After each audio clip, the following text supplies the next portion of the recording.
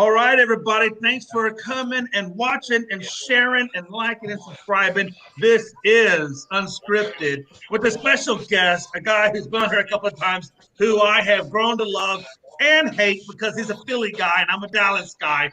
But at the same, Dallas Cowboys in Houston. But again, love the guy. He's amazing. Philly sports guy, tags. What's up, my brother? Hey, thank you guys for having me. I really do appreciate coming back on to bust your guys' balls again, to bust them Yes. again as you guys are looking up our skirts as 4-0. Man, listen, and it's an ugly view, Pags. It's an ugly view, but we got to do it until we can get there. But yeah, what a time to be alive. Of course, we got Logan and we got stat guy Dustin and Reese. What's up, fellas? Not What's a up, whole Jay? lot, Jay. All right, we're just going to get right into this because I don't have Philly sports guy for a lot of time here. He's got other obligations he has to attend to. But I just want to kind of jump into, we're going to kind of talk a couple of things with Pags. The first thing being the Eagles. Pags. It really. I looked at the ESPN ranking today, and I just don't understand why the Eagles don't get more respect. They got KC at 1, Bills at 2, and then they put the Eagles, the only undefeated team in the league, at 3, which to me is ridiculous, given the fact that they're number 1 in sacks at 16, they're tied for first in takeaways at 10, and they're third in yards allowed at 277. Is it just me, or is it just blatantly disrespectful that they put him at number 3? You know what? I think that you have to keep things the way that they're going. Obviously, we're playing good football right now, but I mean, everybody likes to think that only Minnesota was the only decent team that we've beaten. Everybody else is saying, okay, everybody else has been soft. Jacksonville at 2-1 when we played them. Now they're at 2-2. I think they're a much better team than everybody was thinking. But obviously, you can't really, say that beyond. Hey, that's where it is. I think that all we got to just do is keep doing what we're doing, winning games. The defense stepping up, and we'll go ahead and we'll be number 1 in the rankings sooner than later. I don't. I think the Bills are a little overrated. I think the Chiefs are still really good. So I'm not surprised to have us at number 3 because in the beginning of the season, what were we at, number 14? So Yeah, right about there. Right about there.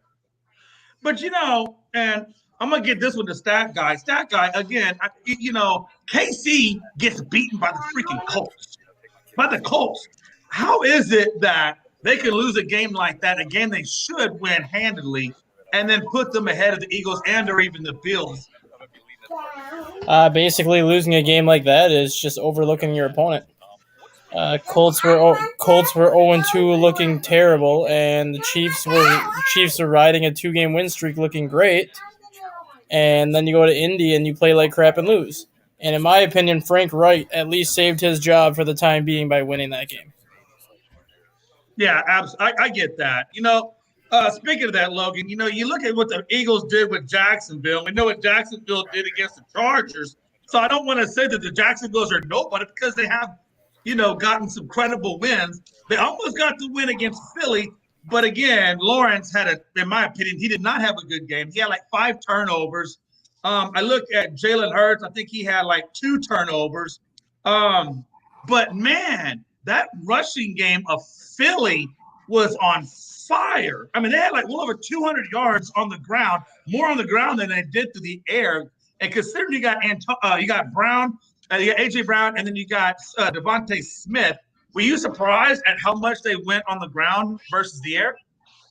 I mean, a little bit, yeah, because, you look at the Eagles team, they have a good receiving core, but then you forget about the running backs. They're kind of a second thought to a lot of people out there. But, like you said, they showed that they are able to run the ball whenever they get some holes, a good offensive line, and we all know about the defense, which is leading the league in a lot of categories, or at least top 5. So they've got a really good balanced attack right now. That defense is ferocious. And offense, man, like I said, watch out for it. Devontae Smith got the Heisman, we know, and Jalen Hurts is looking good so far. So they're looking dangerous on both ends of the ball. Yeah, absolutely. Philly sports guy, I look at your week 5 opponent. You guys are going to be going up against the Cardinals. And one thing babyface Logan Landers over there knows is what the Cardinals did to the Raiders. Shut up, Jim. I know, man. It still hurts, doesn't it? It hurts. But again, so you guys got the Cardinals week 5. I had you beating the Cardinals. I had you going to 5-0. What's your expectation, honestly, for Philly? Do you have them, number one, beating the Cardinals? And number two, how far do you see this Eagles team going? Obviously, I clearly believe they make the playoffs. I really believe they make the division. I think they get. But my question really is more: do they get past the second round of the playoffs? And how do you see this team looking going forward? Well, the fact that you are even remotely comparing me to the Raiders is absolutely ridiculous. The Raiders lost the two best people that were on their team with the GM and the coach. So the fact that they got lucky winning a game last week, they're going to stink out loud. The whole AFC West stinks out loud, and Denver's not that good. LA will make the playoffs, and obviously the Chiefs are pretty good. So unfortunately, I don't mean to bust on your Raiders, but they lost the best thing about them, which was their coach. That all being said, we take care of the Cardinals. The Cardinals are frauds. They're not very good as a team right now. It's interesting because I feel the whole NFL that there are the haves and the have-nots. And some of the haves lost. Obviously, the Bills lost the game to the Dolphins, which was probably a farce. That the Chiefs lost the game to the Colts. Obviously, that was like a mistake on their part. Again, just overlooking a team. And we're still holding our serve. We're going to have our division is a lot tougher than it was last year. Obviously, right now we're the best division in football, and you can't argue that because we got more wins than everybody else. Absolutely. If you took Washington out of our division, which obviously they're soft right now, but they're going to start beating teams as well.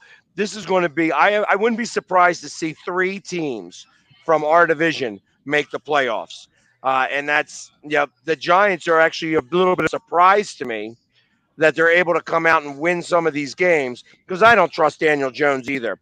But we're not talking about them because they're all looking up our skirts and seeing what's dangling, and it's big. That's dangling down there.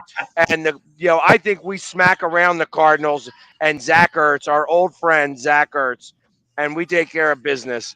I actually have this as a pretty handy win. I say it's going to be like 29 to like 17, if not less, maybe 14. Yeah, and again, you guys, I can see that. And again, you guys have played some good teams at the beginning. I mean, you really put an ass whooping, pardon my French, but you put an ass whooping on the Vikings at 24-7. And then I do see you beating the Cardinals, probably to that effect. My question though is, once you get past the Cardinals, outside of the Cowboys at 3-1 in their defense, you guys have a pretty clear path, in my opinion. As long as you can bar injuries, you guys got a pretty clear path to a really nicely well done season. Because the only one I see really remotely giving you competition would then be the Green Bay Packers, and I don't even know how much they give you given their current receiver situation and things of that nature. So, I mean, you guys have a pretty, I don't want to say soft, but a pretty good season from now on all the way to the playoffs.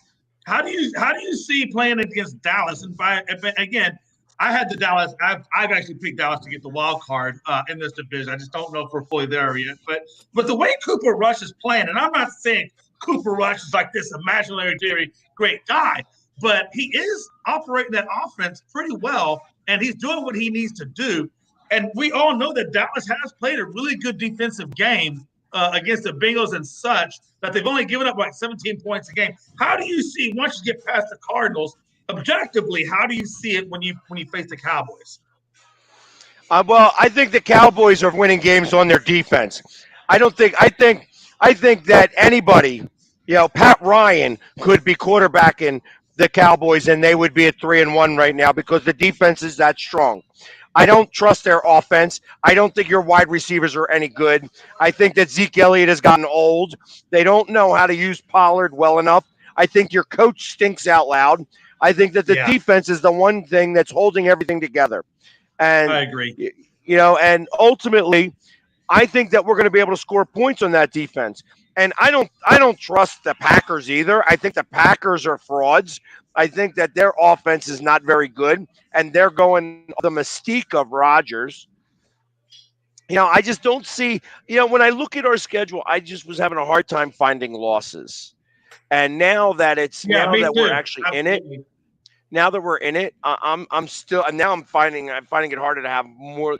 Just now, some of the losses that I thought we were going to have at 11-6, I've turned into wins. So I mean, I think that this team could win as many games as they want to, and it's only going to be them that stops them and makes them lose. Do I think they're going to go undefeated? No. But could they go undefeated if they want to, and if they can keep their focus strong enough? That's the hard part. I don't think that. I think that after a certain amount of time, you start to sniff yourselves. You start to believe different things. That's where you start to lose some focus. That all being said, I think we win this week. I think we win once we beat Dallas, which will be right before my 50th birthday. So that's going to be a good present for me. At that point we go into our bye week, and then we have the Steelers coming out of that, which I also believe is a win. But I think after that, that's where the focus is going to be really hard to keep. When that's when you start sniffing yourselves. And that's the one thing that I fear. I was happy about the fact that Doug Peterson came in here and scored 14 points fast, and we had a little bit of adversity. We had not been down at all. And out of every quarter, out of the 16 quarters we've played, we've been down only one quarter. The 15 quarters, after the end of Yeah. 15 quarters, we've been in the lead. And so I needed that little bit of adversity to get started up. The reason why we didn't pass the ball this week was because we were playing in a freaking monsoon. Had they had no drainage on the field, it'd have been worse than Chicago. That's true. So, I agree. Yeah. so we had to run the ball, and that was why that all happened. And it's also good because Sanders is in a contract year. He had to get his carries. Had the best game of his career up to this point. And I think that every week you're going to see a new guy step up because we have so many weapons, and that's going to be what's Absolutely. hard to defend against. And by the way, happy soon to be 50th. I just turned 50th myself about 2 weeks ago. So happy birthday on that. You don't look too bad for 50. I gotta tell you, you look pretty good. I appreciate that. Logan, on the other hand, who's about half that age, maybe 25, 24, somewhere around I'm 25 this year, Jay. He just got his first razor packs. He got him a Schlick triple edge, so he don't mess up that smooth skin. Hey, real quick, Logan. Steelers they're in just some kind of weird array. Like they took out Trubisky, they put in Pickett. They've now named Pickett QB1. He had 3 picks last game, I believe, against the damn Jets. What do you make of this? It ain't looking hot. A lot of Steelers fans, you can chalk that one up to nerves, but I mean, he's got to do better this week, I think, if he wants to ease some of that tension, because I mean, we all called it here that Trubisky wouldn't be the starter for long. We all knew that. Damian, he knows that too. And like I said, so far he kind of just got thrown into it. Didn't look good. We'll see how he can do with a full week of prep as a starter this week, and see how he can do this upcoming week. But I don't know, man. I still don't know if he's the answer quite yet, even after that kind of shoddy performance. Yeah, it was crazy. I want to turn real quick over to the Bears and Stat Guy. It's amazing, man. You know how Barkley has just struggled ever since that 2018 campaign when, he had pretty good yardage, from the 19, the 20, the 21, and all that he went through. And now this year, he feels like he's got his confidence back. He's running better. He went up against the Bears. He put up, 146 yards on the ground on 31 damn carries. I got to be honest with you, I don't how long can he act like this? Or, at some point, are we going to see, Barkley back on the stretcher?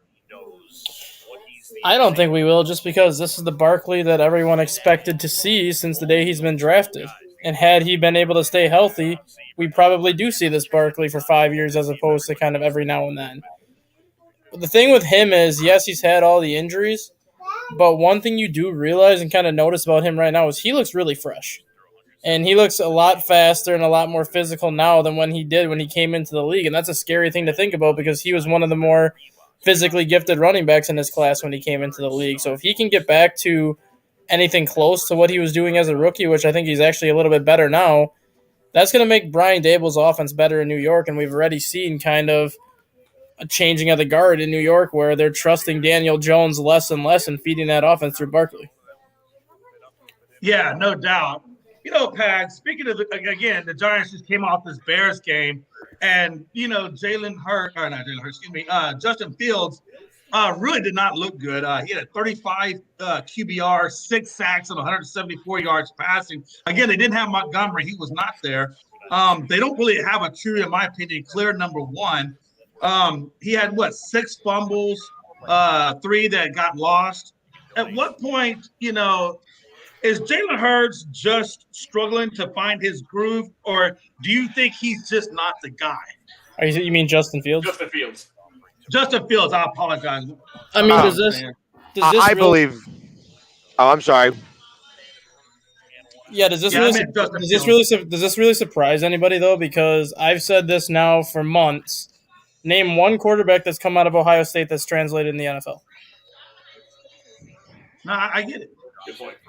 Ohio State quarterbacks are what they are in college because they have the best talent around them at every position.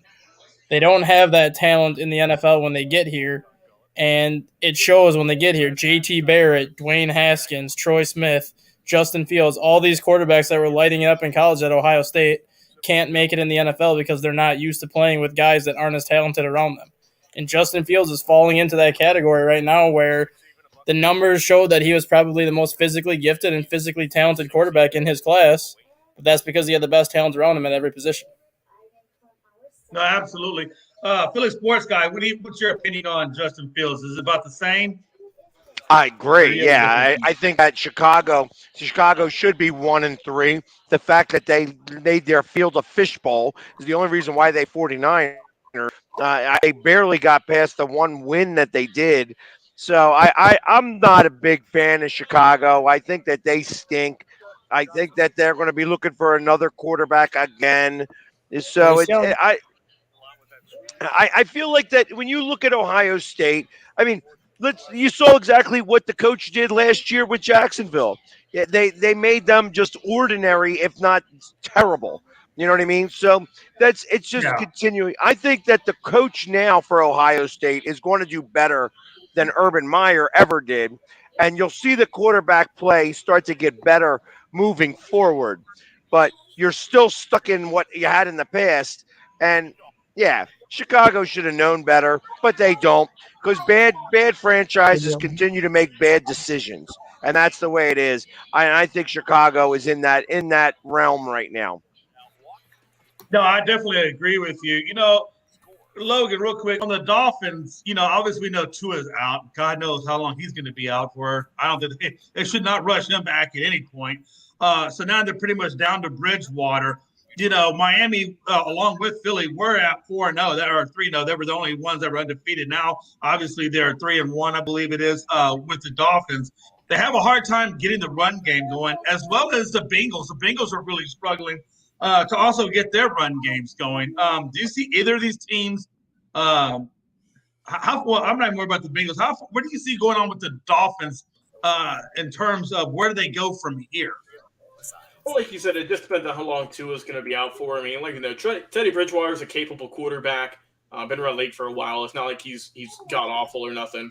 I expect him to kind of tread water. Like I said, Mostert, Edmonds, they haven't really been getting it done on the ground like you mentioned. I don't know if they're going to really get much of an upcharge. But you really got to rely on Hill and Waddle to get things rolling for you. If you want them to have a good day, if you want the Dolphins to continue playing the way they are, I mean, you gotta just feed them the ball as much as you can, honestly. Absolutely. Hey, Philly sports guy, when you look at Joe Mixon, last year the Bengals were obviously the Super Bowl, and of course they lost. But you look at them this year, they just don't look like the same damn team. And you got Mixon, who's barely giving you 2.7 yards a carry. What do you make of the Bengals run game, and how far do you see them going this year? I think they get better as the weeks go on. I think you can't trust or bet against Joe Burrows. I think that he's actually a great quarterback. He's who led them. He led them to the Super Bowl last year. I feel as this season goes on, he's going to figure it out who he could trust and who he can't trust.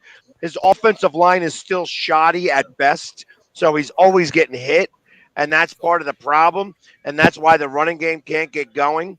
So I think that as they move on and the passing game starts to get better, that they're going to start to utilize the passing game to get the running game working. Yeah, interesting. I definitely agree with that as well. The last game I wanted to talk about real quick was the Chiefs and the Bucks. You know, Brady had a good game. He went 385, 3 touchdowns. Not bad for the Bucks. He split it up between Evans and Godwin for the most part. They did have a hard time with the rushing game. I think they went 6 carries for 3 yards. So their running game was pretty much non-existent. But I think what hurt them, and obviously the Chiefs got that win, was the defense. How far do you see this Tampa Bay team going in the? I mean, do they get to the Super Bowl, or is it just going to be another quick out in the playoffs? Logan, I'll give that answer to you. Yeah, for the Bengals, you said. Yeah, I was talking about the Tampa Bay Bucks. Oh, the Bucks. I don't know, man. We'll see how this is going to go for them. It's just been kind of iffy. I expect Brady to turn it around. But like I said, I love Mike Evans. He's I think still kind of criminally underrated in terms of how good he is. You don't talk about him enough. But I think that they still have a good chance. I don't know if they're going to have a deep run, but I still make them to get to the playoffs. Yeah, definitely. Stat guy, what loss this week surprised you the most? That surprised me the most? Yeah. I mean, I think the way the Ravens lost surprised me, just because they had that game in hand, being up 20-3 on Buffalo, and then all of a sudden they forgot how to play football the second half, and Buffalo kind of took it from them. That one surprised me a lot, just because having a 20-3 lead with Lamar Jackson, you don't think that game is ever going to be in doubt at all. And then another one that kind of surprised me was just the way the Rams lost last night. Yeah, absolutely. I mean, I had the 49ers beating the Rams just because Sean McVay is 1-9 against the 49ers during the regular season. So for whatever reason, he can't beat them in the regular season. But they just looked awful last night. Yeah, absolutely. Philly Sports Guy, what team surprised you the most in Week 4? To go with the surprising losses, I could actually talk about that better. The Browns losing and the Lions losing. It's now beginning to appear to me that the Lions is a coaching problem. That it's not. They got some talent on that team, and they should be winning games. The fact that they are not winning games is more a testament to the coaches, not the players on the field. And that's where I kind of feel like I'm surprised. Seattle stinks. They stink terrible. And they let up 48 points. Let up 48 points. I mean, it's like, come on now. But right now, they're trying that division. Everybody's 2-2 in that division. So, I mean, that's true, man. Damn.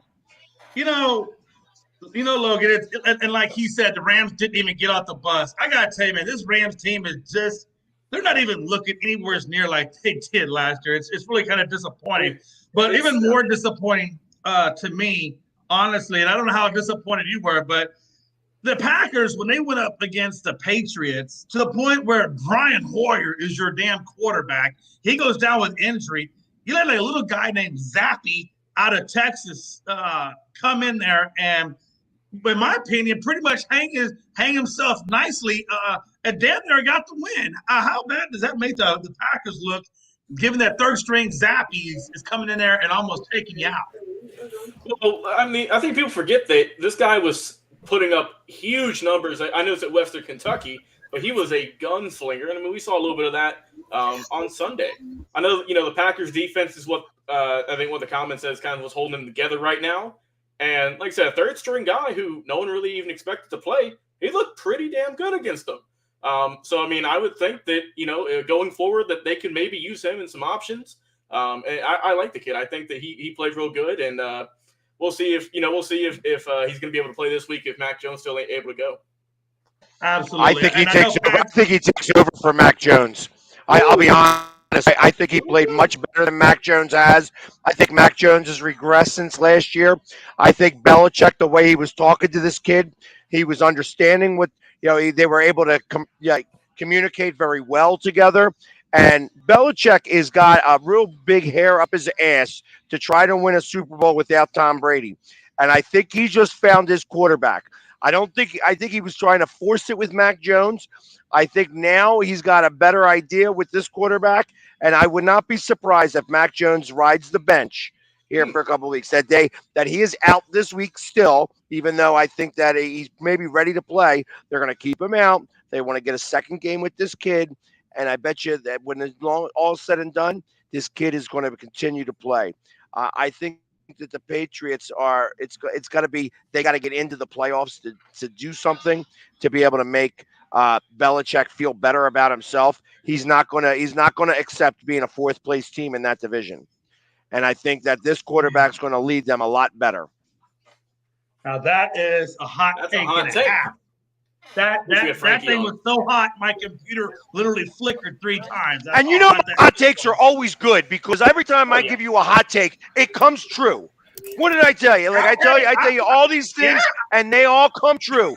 So all these hot takes I get, you might as well put some money on it and win a lot of money because I know what I'm talking about. Next time you're going to come with a hot take like that, you got to give me a heads up so I can put you on the big screen because that, my friend, is big screen worthy. Yeah, it's like, you guys just bring it up and then I start talking about it. If I was on this show a little bit more often, when I'm not in a bar and it's blasting music and stuff like that, I'll be able to spend a little bit more time with you guys, and we can talk about it. And I'll give you all the hot takes. I tell you, I talk about. My whole show must be a hot take because I talk about this all the time. I told you guys the AFC West was going to suck, and what has happened so far? They've been stinking out loud. All the West teams stink out loud right now, and I think that the Rams ate last year and they ain't hungry anymore, and that now it's just a matter of they're going through the motions. They may make the playoffs, but that's not going to be anything great. The Buccaneers are going to wind up making the playoffs because they're the best of a bad bunch in that division. And that's why I feel pretty confident that the NFC East is going to have 3 teams in it. And then you're going to have Minnesota in it and Green Bay just because they're going to be the best of the rest. Absolutely. Hey, I know you got to go, brother, because you got an engagement. But before you take off on me, I just wanted to get your prediction. How far did this Phillies team go in the playoffs? Well, and I'm talking about the Phillies. I understood. Phillies. I understood exactly what you were telling me. If everybody holds serve and we go up against the Cardinals, expect on Sunday that we kill 2 Cardinals with 1 day, and both Cardinals go down hard on Sunday. The Phillies then go to LA, and I think if there was ever a team to match up with the Dodgers, the Phillies that team. And I would expect us to go ahead and beat them. It'll take 6 games to do it, but we'll beat the Dodgers. If by chance, right now, I think that the Mets are in a little bit of a slide.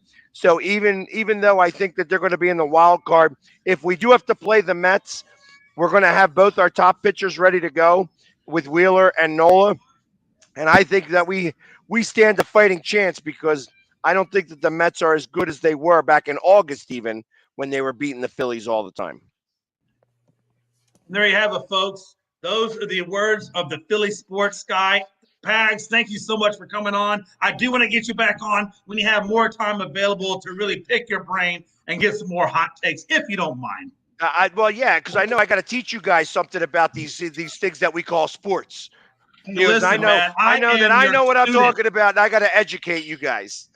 Pags, I am your student. I am your Padawan. I will call you Master Jedi, okay? Whatever it takes.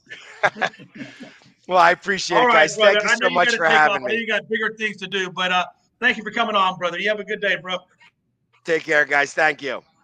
See you, man. All right, folks. Hey, we're going to get back to I know the stat guy, before we move on to the next topic, I did want to kind of touch base on what he said because I'm total agreement with it.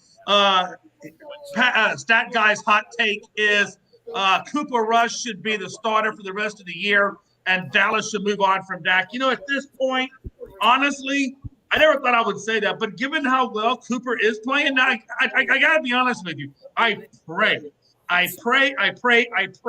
that they do not put Dak in against the Rams this Sunday because I really want to see what Cooper Rush can do against the Rams because I think that for me, that's going to be a litmus test as to how far I think we might be able to go. So I want to give him that opportunity. I hope Dak does not rob that from him, and we can see what Cooper does from there. Stat Guy, are you on the same page with me on that, or what do you think? I guess you kind of are because that's what you said. I compare this kind of to the Case Keenum situation in Minnesota, where Sam Bradford went down with an injury. He was getting paid $24-25 million, which at that time was a lot. Now, obviously, that's nothing now compared to what the quarterbacks are making now, but Sam Bradford gets hurt after week 1. Case Keenum steps in, and the Vikings go 12-3 with Case Keenum and make it to the NFC Championship game. You're kind of looking at the situation right now where Dallas is 0-1 with Dak Prescott this year.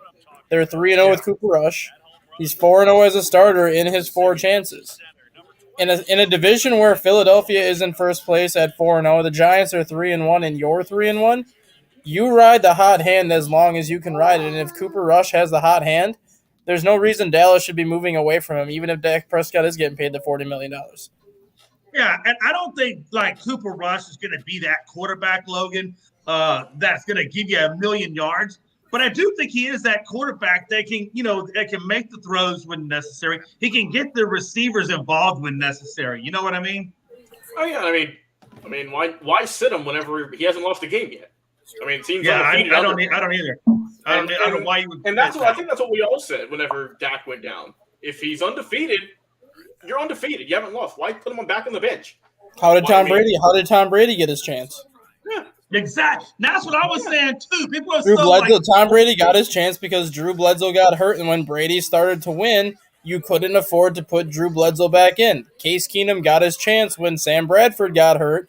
Minnesota was winning games. You couldn't afford to put Bradford back in.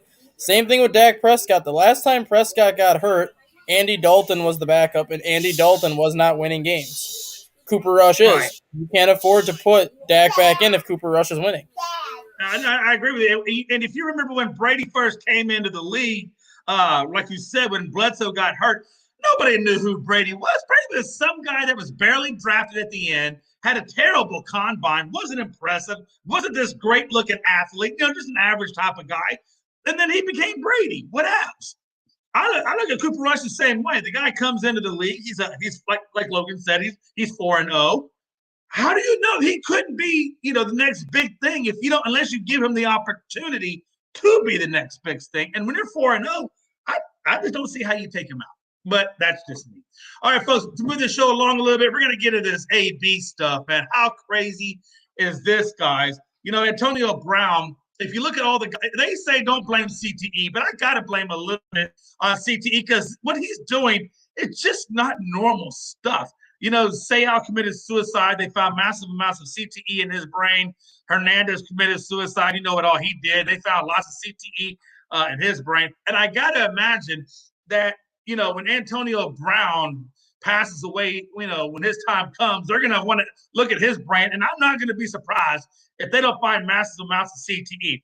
And to the people that say, well, don't use CTE as an excuse, blah, blah, blah. How do you know it's not CTE? You cannot see CTE. You don't know that until the man passes away and you examine his brain and see what the hell's going on. Because I got to be honest with you, going to a hotel, going out to the pool, putting your butt in some girl's face, putting your penis out there and stroking it ain't exactly normal.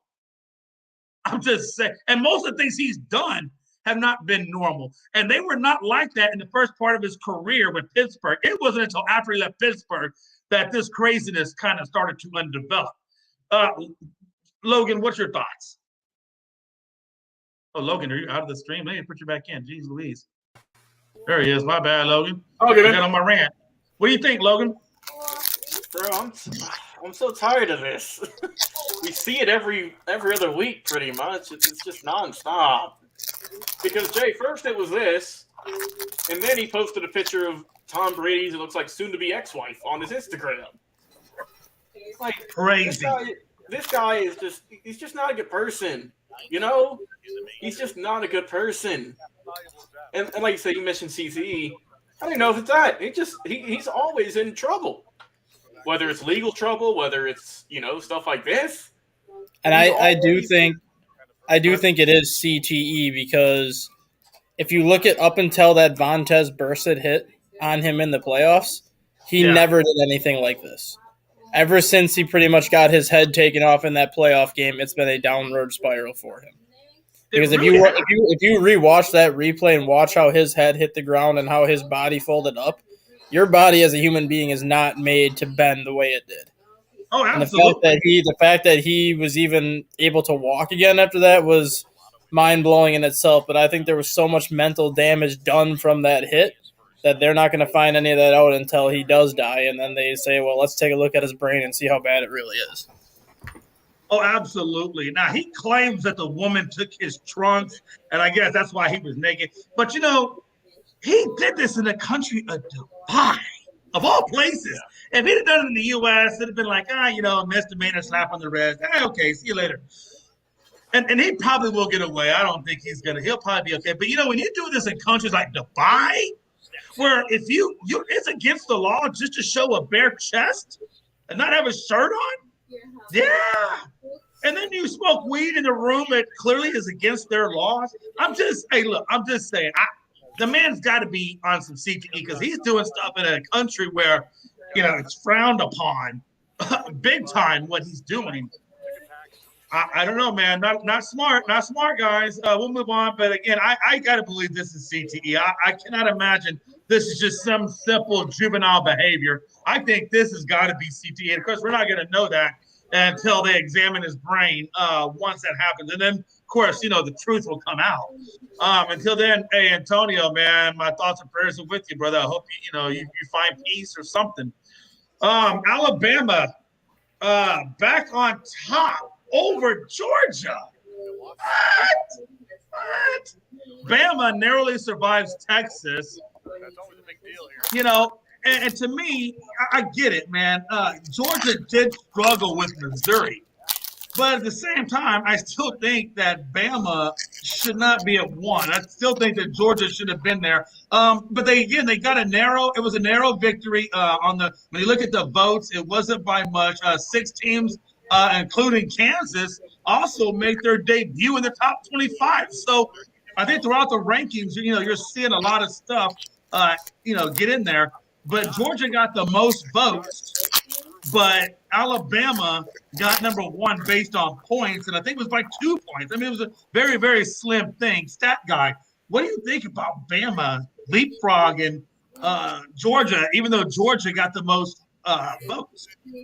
I don't think either team should be number 1, in my opinion.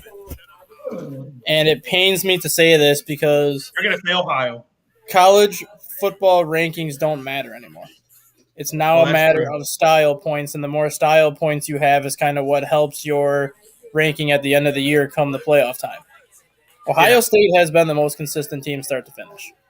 Okay. They've had style points from game 1 through game 6 right now. They haven't really been tested outside of that first game against Notre Dame, and even then, I don't think really anyone thought Ohio State was in danger of losing that game to Notre Dame. I think it was more of they just kind of got off to a slow start against a brand new coach for Notre Dame, and then they just kind of started putting it away in the second half. But of the top 4 teams, I think Ohio State has looked the best so far, and I do think Ohio State should be number 1, and I think Georgia should be number 2. Absolutely. Logan, I gotta restart my computer. It's doing that weird stuff again. But I have 2 questions while I restart my computer real quick. Number 1 is Georgia. Do you agree with him that it should be Ohio at number 1? And then number 2, who do you think is the most surprising team? Or no, correction. The number 2 question I have is now that Bryce Young is down with a shoulder injury, we don't know how many games he may miss. He may miss none at all. But what are the chances now of him getting the Heisman over, let's say, a CJ Stroud? And while you answer those 2 questions, I'll be right back. Yeah, no problem. Well, first, talking about if Ohio State should be number one, like you mentioned, they're 5-0 on the year. They've looked great against everyone they faced. Like you mentioned, Notre Dame was their really only tough test so far. Wisconsin's been a dumpster fire. That's And I why mean, they they've got. fired Mud. What was that? I said that's why they fired Christ. Oh, yeah. And I mean, they've got, an easy set of games coming up against Michigan State this upcoming weekend. Then they got Iowa, who their offense was god awful. Then they got Penn State on the 29th, and that's going to be a good test for them if Penn State can keep, doing what they're doing, right number 10 at the moment. That's going to be a big game for me to see how just for real they are. Is one, if they win, obviously, and two, by how much. Because like you mentioned, their offense is bar none tremendous. I mean, whenever I did a top 5 Heisman and I picked 2 of their players, I picked obviously Stroud. I thought Henderson, if he was going to have a really good year, he could be there as well. You could throw Marvin Harrison Jr. in there for God's sakes. You really could. And I just went with those two just because they proved it last year. And like I said, Harrison's been real good so far. I mean, we know Ohio State produces a lot of great receivers. And, I mean, they just keep churning them out. So you're not too – I don't think you're that far off by saying they should be number one.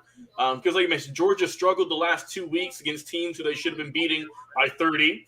And then Alabama, of course, they had, that barely scraped by win against Texas week 1.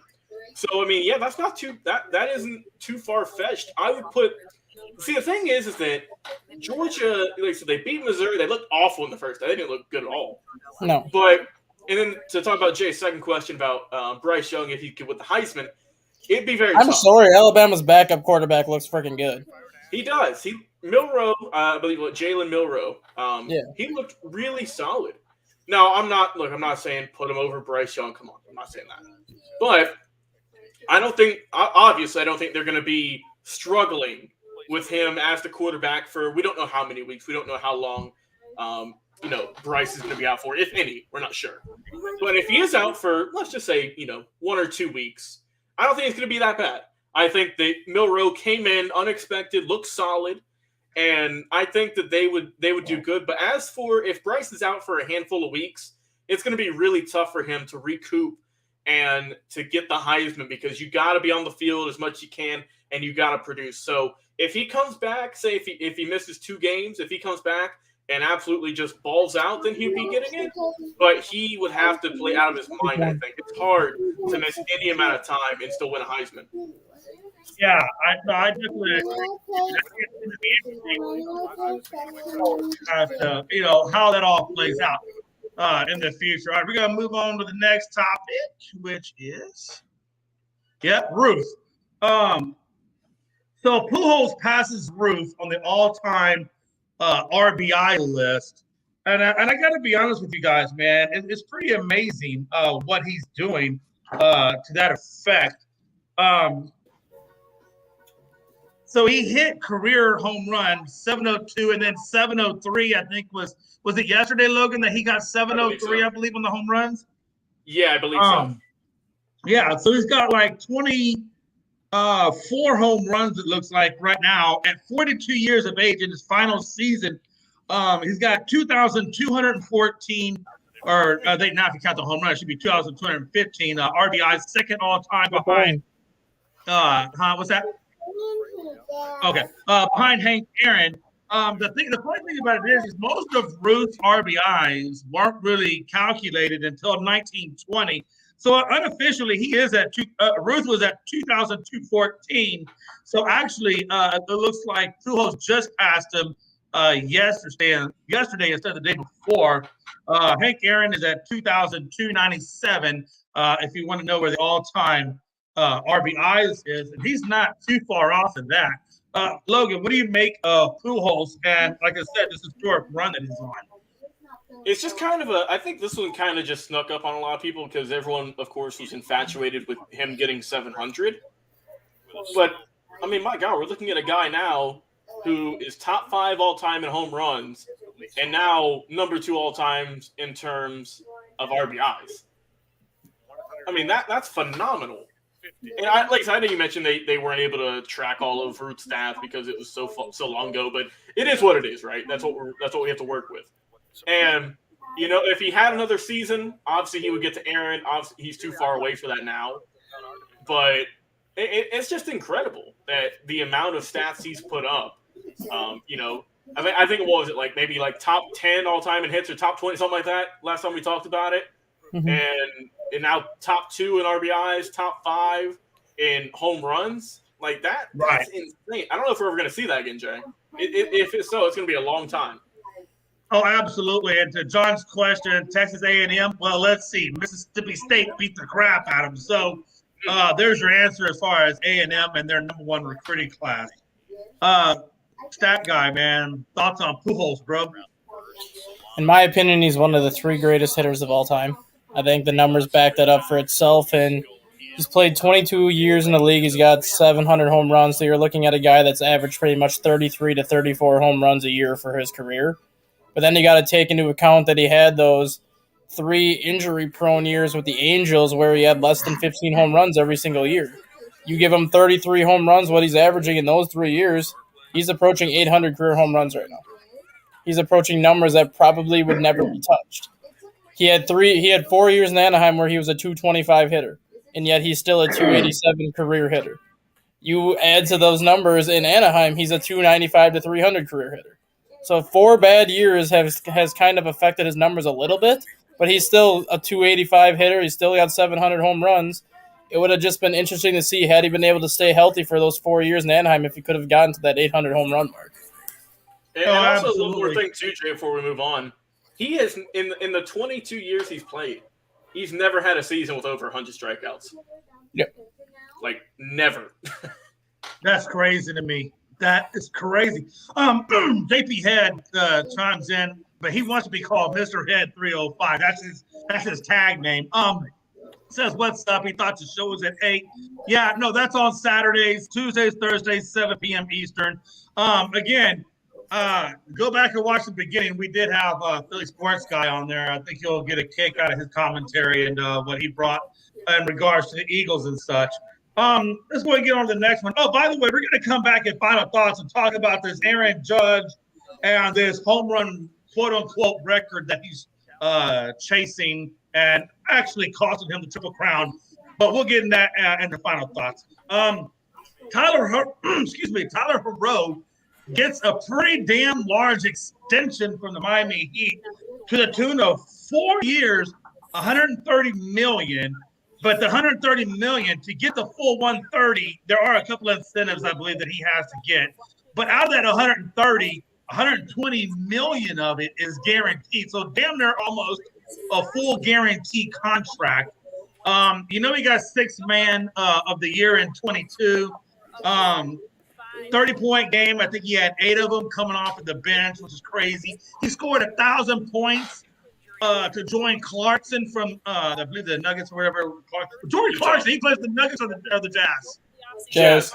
Jazz. Okay, I always get those confused. But him and Clarkson both put up 1,000 points off the bench. Incredible years. But I got to be honest with you. Right now, if you look at their depth chart, I can't imagine it stays this way.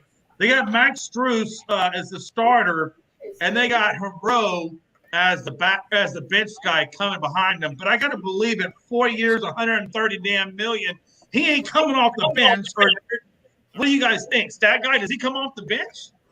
Why not?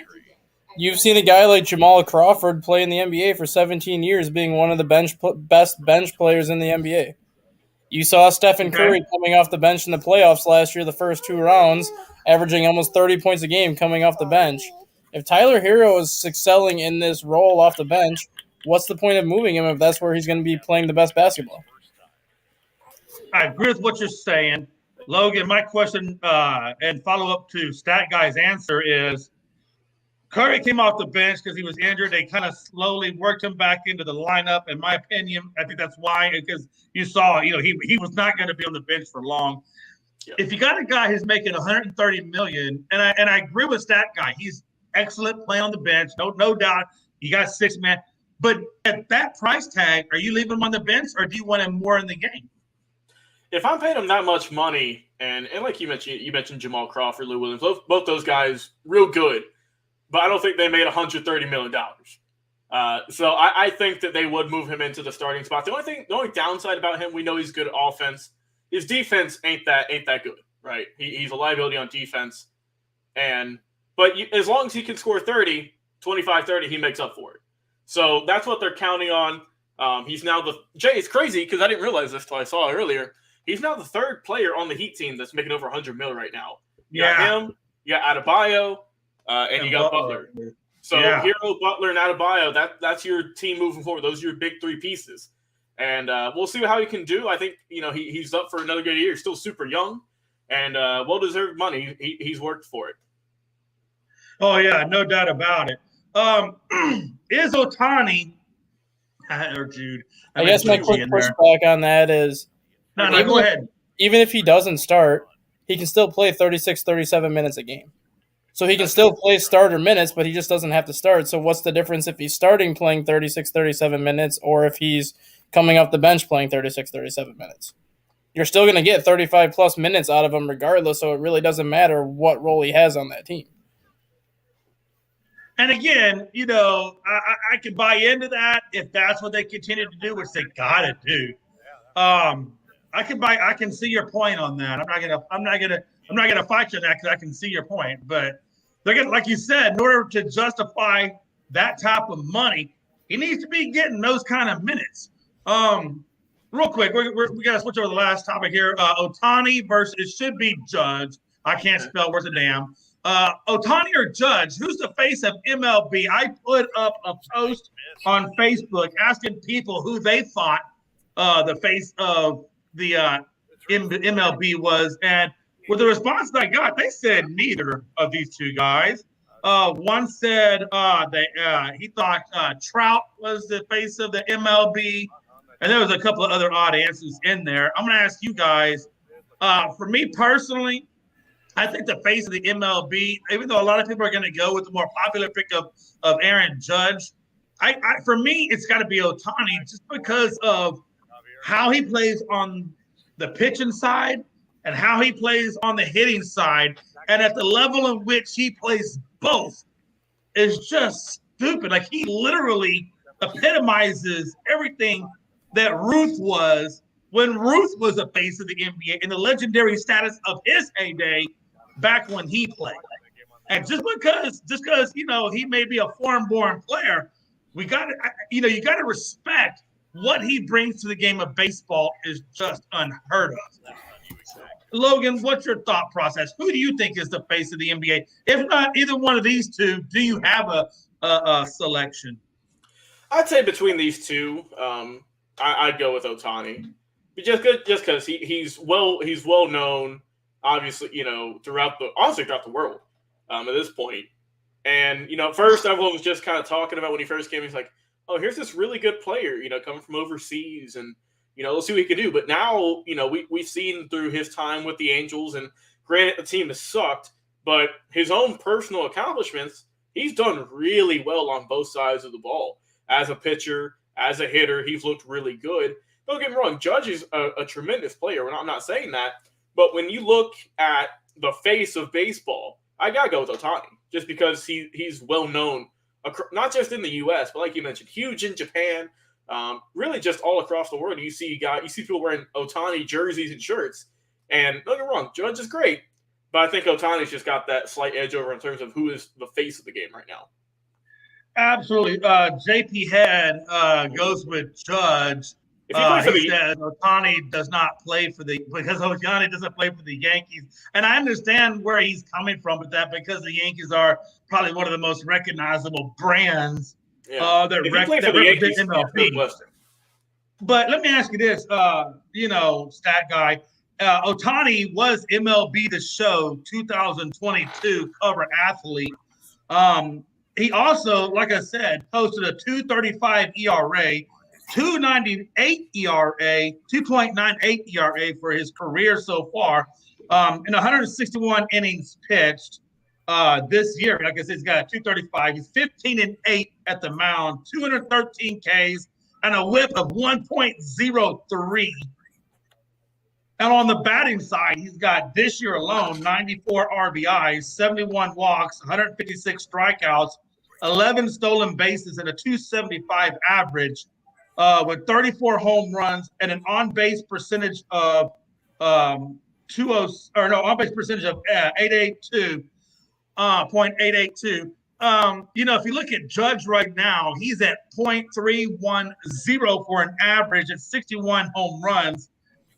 But again, what Ohtani gives you on the opposite side of the plate, and then what he gives you on the offensive side of the plate is so damn close to Judge that I think it just has to overrun what Judge has done. Doesn't you come?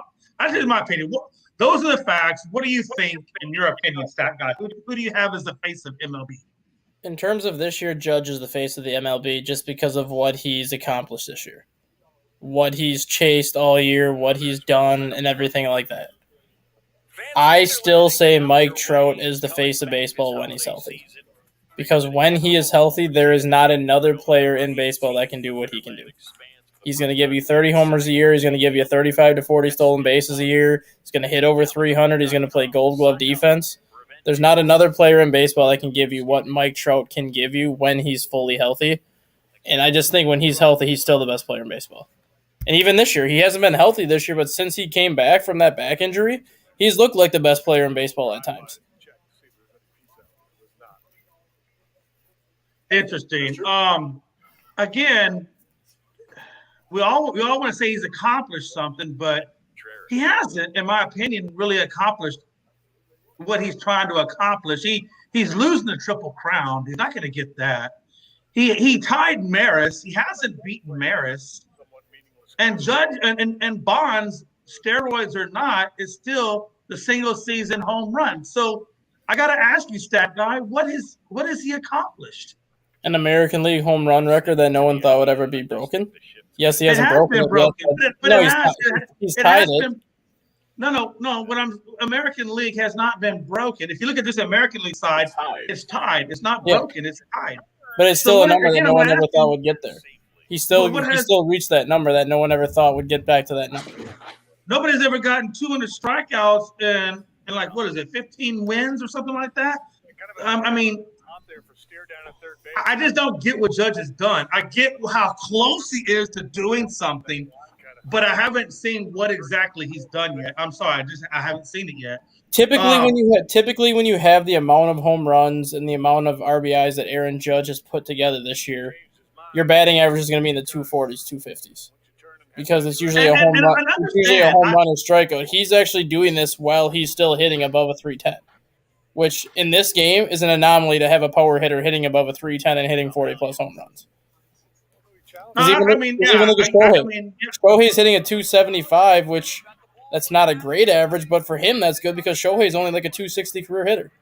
So even when Shohei's hitting 35 to 40 home runs, his average is literally hovering right around 250. So the fact that Judge is doing what he's doing, but hitting over 300, that's another reason why I think it stands out this year because he's doing this kind of in the same way that Barry Bonds was doing it, where you're hitting the home runs, you're driving in the guys, plus you're hitting for a high average. I like Juan Soto. I do. I just think Juan Soto, ever since he broke, or ever since he won the World Series, he just kind of, not a fault of his own, maybe it's because he's with the Washington Nationals. I think his name just kind of faded out a little bit in conversations. But I don't know. I get it. For me, it's Ohtani. But again, there's no right or wrong answer, man. Not to knock Judge. He's having a great year, no doubt about it. Hey, the man's having a phenomenal year. 61 home runs and a 310 batting average and 100-plus RBIs. I mean, yeah, no doubt about it, man. But Ohtani, he is. Okay, folks, we are at final thoughts. Before somebody beats me up. I got a feeling that guy's going to beat me up. Well, you laugh, man. That guy's he's a strong guy, man. What I mean, take you, Jack?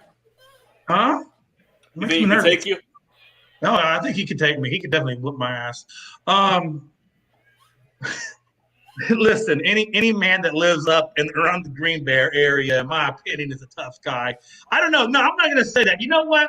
I'm only going to say that if and only if Stat Guy goes out there in the dead of winter and takes the lake effect of Lake Michigan and he wears shorts and a T-shirt and shovel snow. If he does that, then I okay. wear shorts every single day, and I snow blow in shorts, so I already have you covered. Okay, there you go. Well, and there you have it. And there you have it. Because that's what I did. And people used to look at me like I was crazy when I'd be out there shoveling snow in shorts. And I'm like, what's the big deal? But anyway, Dustin, take your stats and win some fantasy football. Oh, that's just rough. But hey, I'm right there with him. I'm 1-3, so I'm not doing any better. No, by the way, massive shout out and final thoughts to Logan Landers. He is the only undefeated team in a 20-team league. I don't know how I'm doing it, Jay. I don't know how I'm doing it. I barely won the other week against Rob. I won by like 2 points.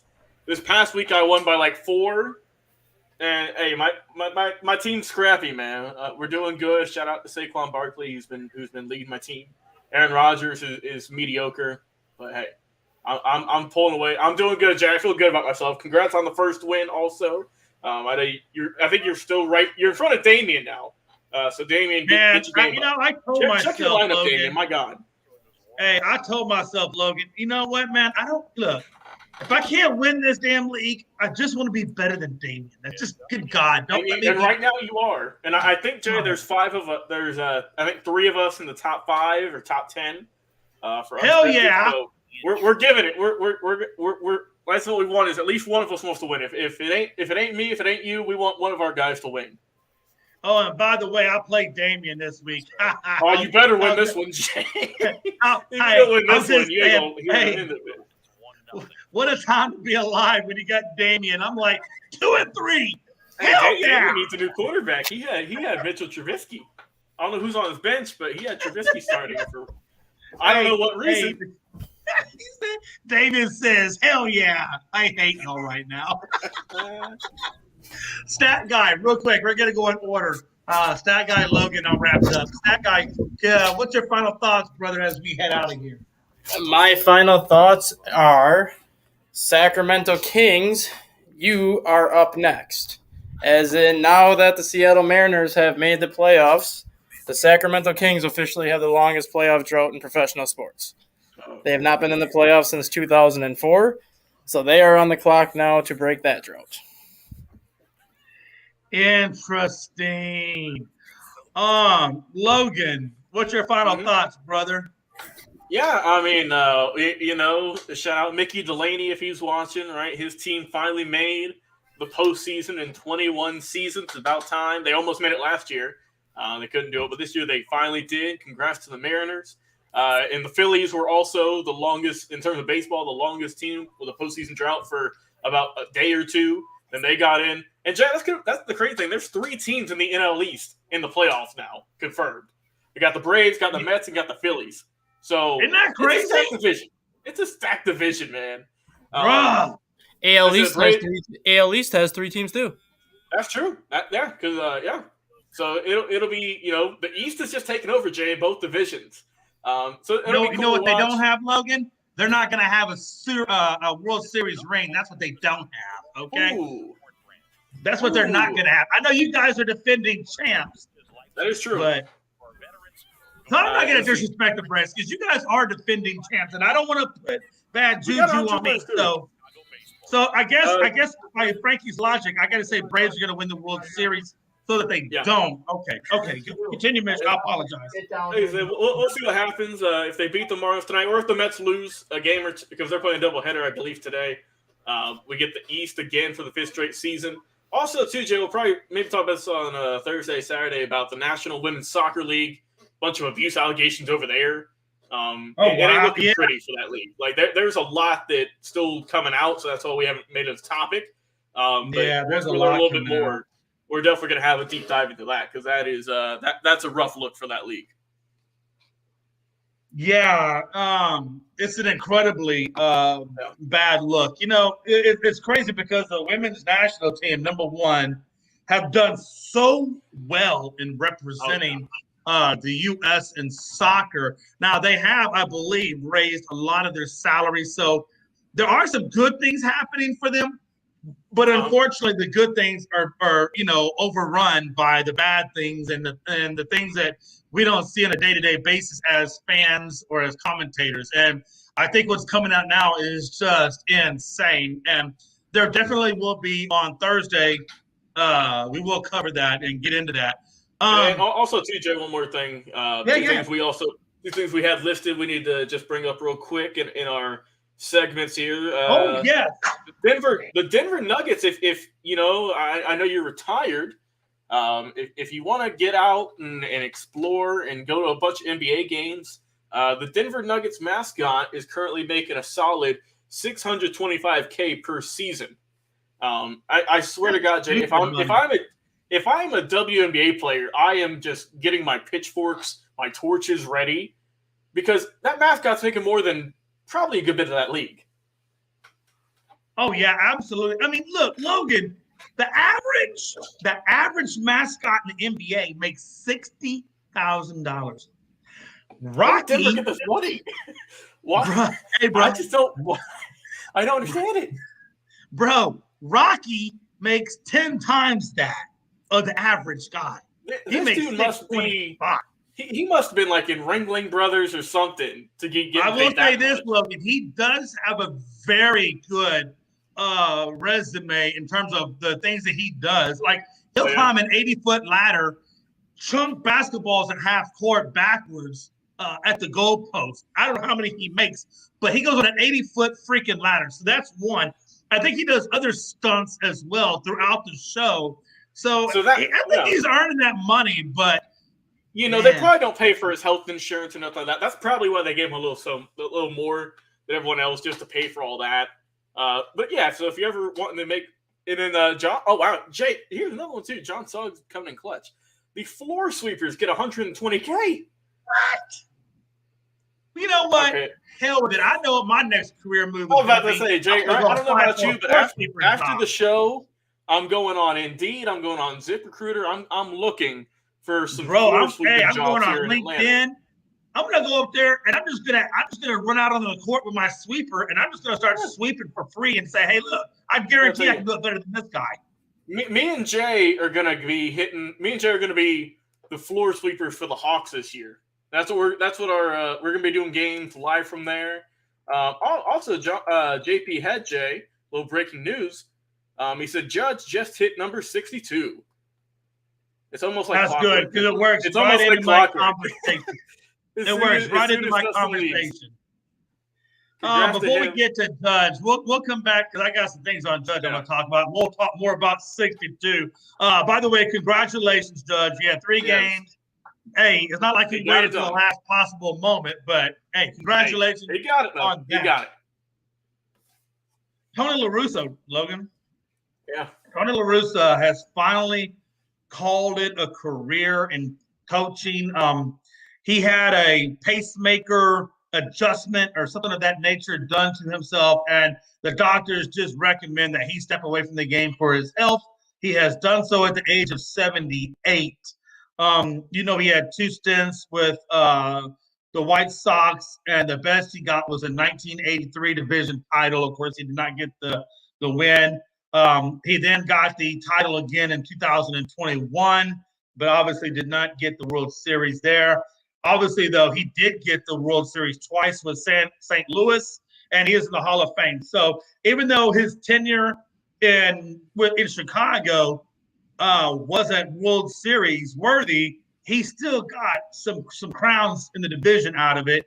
And Tony La Russa will still go down as one of the good managers of Major League Baseball. And my thoughts and prayers are with him and his family as he recovers from that surgery. And Tony, just relax, enjoy your money, enjoy your World Series rings, and relax, my brother, and just enjoy your grandkids. Logan? Yeah, he made this little comeback here with Chicago.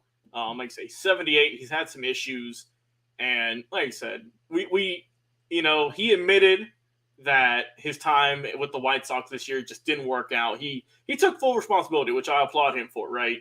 Because usually a lot of guys just kind of brush it off and make up some excuse, but he took it on the head, and I applaud him for that. And also, like I said, Go and enjoy your time. Go be an analyst or enjoy some family time. Whatever he feels like doing, right? Just go relax, enjoy your retirement. Obviously, Hall of Fame career, bunch of wins, a couple of World Series. I mean, he's done everything you needed to, right? And like I said, sucks getting old. But yeah, just go enjoy it, man. You've earned all you can do, and best of luck to the White Sox for moving on, trying to find a new manager, and hopefully Tony can enjoy some peace, just kicking back and watching the games. Absolutely. And in final closing, I do want to say one thing in terms of Judge real quick, and then we will vamonos and go watch some sports. All right. John Suggs does say, wear a thong, get a bonus, 10K, laugh out loud. That's craziness. JP says, congrats. John Suggs again says, Davey Martinez will be Sox next manager. He played for them back in the day. He is on the last year or more year left with the Nationals, or I would say it will be Joe Espada. Interesting. We'll have to wait and see what comes out of that. My last little rant on Aaron Judge is, number one, congratulations on getting 62. You are now the AL home run king. However, you are not MLB home run king. There are some people that recognize the home run record by Bonds, even though he juiced. One of those people happens to be on ASAP, and we all know that Pride will tell you that Bonds is the home run king, not Aaron Judge. So, and there are other people like Pride that believe that notion. And then there are other people that believe, well, if you didn't do it, King, then it doesn't count, and there's an asterisk, and so Roger Maris is still the guy to beat. So then that makes Aaron Judge the home run king. So whether you believe in the steroid version or the clean version, I'm going to go with what's in the record books, and what's in the record books is Barry Bonds is the home run king. So to put that in perspective, Aaron Judge basically gave up the Triple Crown for a record that is really not recognized by Major League Baseball. Congratulations on giving up the crown for a record that has absolutely no value whatsoever. So, and if you believe in metaphors, basically what happened is, as Aaron Judge took the Lamborghini, but gave up the mansion. He could have had the mansion, but instead he took the Lamborghini. Okay, have at it as you will. 310 batting average. 310. At 316, now you're at 310.